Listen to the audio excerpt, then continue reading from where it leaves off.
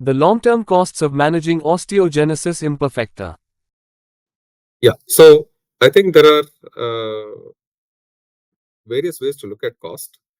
And I'm presuming at this point in time, you're discussing the sort of monetary cost involved with treatment and care of a child with these sort of problems. I'm presuming that's the topic of discussion. There are other costs that are kind of hidden and which actually translate into monetary cost, and that may actually need to be looked at. So things like how do you organize for a child with a disability to climb stairs? It's not possible for certain children to do that. So then the parents have to hunt for a house that is on the ground floor. That's more expensive to stay in. Or they have to opt for an apartment with a lift, which is also more expensive than a house on the second floor with a narrow stairway.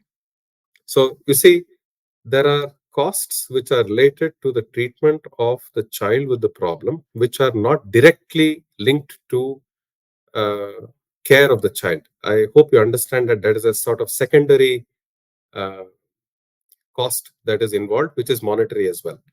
The non-monetary cost is a separate discussion altogether. Now, when we discuss the monetary cost of treatment for these sort of problems, uh, I'll put it to you this way: when the child comes with the first fracture, everybody's enthusiastic to, you know, sort out the bills and take the highest possible room that's available and whatever else. When the second fracture happens, people have a frown on their face, and then they still kind of figure out some ways to pay whatever else.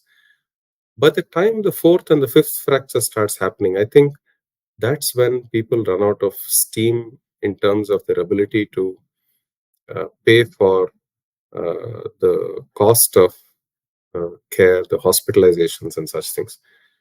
This is where a sort of social safety net is required for people with um, these sort of uh, problems that may incur recurring hospital uh, costs. The government has made many attempts at taking care of this. And I think they did do something with regards to whether the insurer is going to object to these sort of so-called genetically predetermined conditions or not. And I think that has been legislated, but then on the ground, I'm not too sure whether it's actually happened. Uh, I'm sure you will have more details on that. So you can fill me up on this, definitely.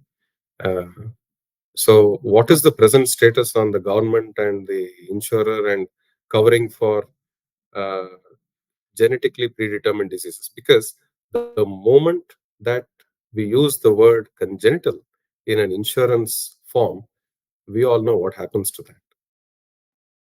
Those are actually not very expensive. See, the Okay. problem is not with uh, the expense of those injections. The one problem that we tend to face from time to time is availability of those medicines, because uh, those medicines are not very easily available for use in children. So getting them sourced,